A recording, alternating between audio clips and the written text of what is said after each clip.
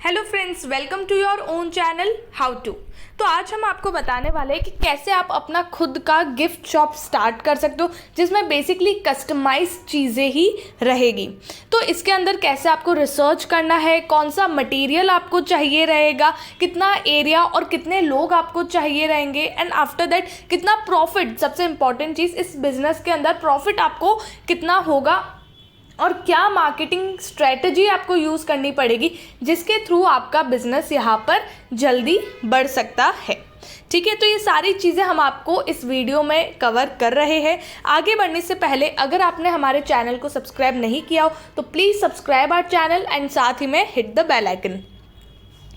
तो यहाँ पर रिसर्च से हम स्टार्ट करते हैं। ठीक है, तो सबसे पहले हम डिमांड देखेंगे कि आप जिस सिटी में रह रहे हो वहाँ पर कितनी डिमांड है गिफ्ट्स की। ठीक है, अगर आप कोई ऐसी सिटी में रहते हो जहाँ पर हर ओकेशन में गिफ्ट्स दिए जाते हैं जो नॉर्मली अब बहुत ज़्यादा नॉर्मल हो गया है।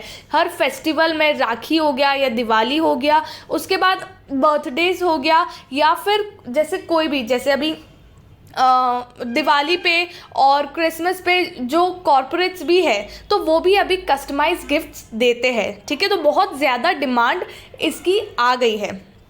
उसके बाद हम देखेंगे कि प्राइस, आपको यहाँ पर प्राइस कैसे सेट करना है, कि किस सराउंडिंग में आप रहते हो, कैसे टाइप के लोग हैं, जिनको बेसिकली क्या सबसे ज़्यादा पसंद है, उस हिसाब से आपको पहले पूरा जो बॉक्स है वो रेडी करना पड़ेगा और उसी हिसाब से आपको प्राइस रखना पड़ेगा। तो पहले आपको देखना पड़ेगा कि आपके जो आसपास वाले जो नॉर्मली ऑलरेडी जो जिनका है तो वो किस हिसाब से प्राइस रख रहे हैं, तो उसके सामने आप क्या अच्छा और दे रहे हो, क्या यूनिक आप दे रहे हो, तो आपको उस बेसिस पे प्राइस रखना पड़ेगा सबसे। और उसके साथ आपको एनालाइज भी करना पड़ेगा कि आपकी क्या स्ट्रेंथ है, आप क्या नया यूनिक दे रहे हो। सबसे इम्पॉर्टेंट चीज़ ये यूनिक क्या दे रहे हो, कैसे आप उसको नया डेकोरेट करके दे रहे हो, क्या नई एक्स्ट्रा चीज़ आप उसमें दे रहे हो जो आगे मार्केट में चल सकती है।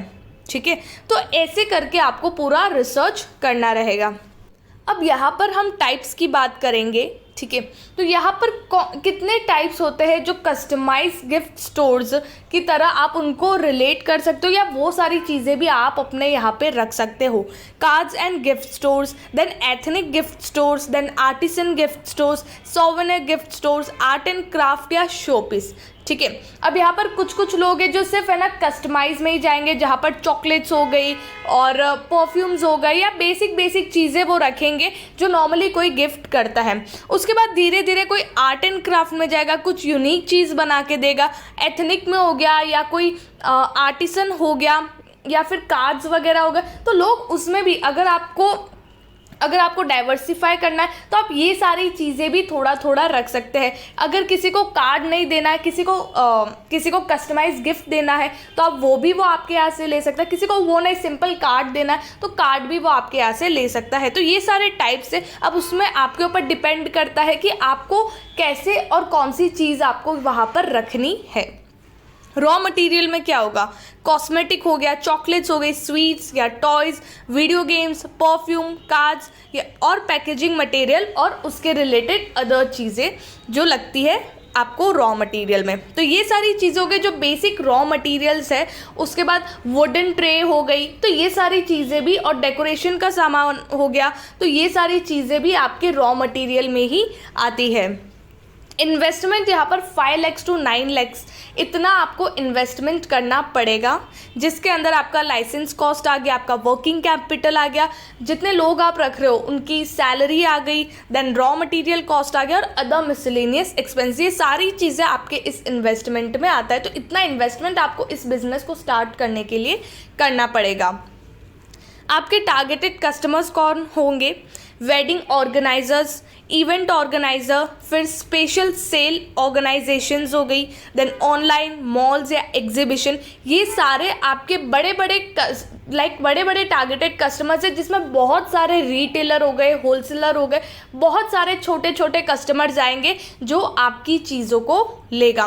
तो आपको बस ये देखना है कि मैं कौन से प्लेटफॉर्म पे जाऊँ जहाँ पर बल्क ऑडियंस आएगी और जिसमें से 100 में से 10 लोग या 20 लोग तो आपका प्रोडक्ट लेंगे ही। तो आपको ऐसी जगह पे एडवर्टाइज करना है और ऐसे इवेंट्स में, ऐसे प्लेसेस पे आपको मार्केटिंग करने का मौका मिलेगा। कौन सी स्ट्रेटजीज आप यूज़ कर सकते हो? तो publicity, advertisement, then digital marketing जो बहुत ज़्यादा इंपॉर्टेंट हो गया कि कैसे आप डिजिटली और कैसे आप बहुत ही अच्छी तरीके से वाइड रेंज ऑफ लोगों को बताते हो कि आप कौन सा प्रोडक्ट दे रहे हो और कितना यूनिक आप बना के दे रहे हो, कैसी पैकेजिंग है, कैसा डेकोरेशन है और क्या क्या चीज़ें आप उसके अंदर दे रहे हो। तो ये सारी चीज़ें आप वाइड रेंज लोगों को डिजिटल प्लेटफॉर्म के थ्रू बता सकते हो।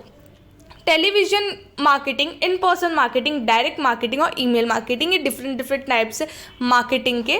ओके, देन एरिया आपको कितना चाहिएगा? 500 to 900 स्क्वायर फीट एरिया आपको चाहिएगा इस बिज़नेस के लिए। और स्टार्टिंग में आप खुद से या फिर आप अपने फैमिली मेम्बर कोई हो तो उनके साथ आप इस बिज़नेस को स्टार्ट कर सकते हो। फिर धीरे धीरे जब आपका बिज़नेस बढ़ता है तो 2 से 3 लोगों की नीड रहेगी।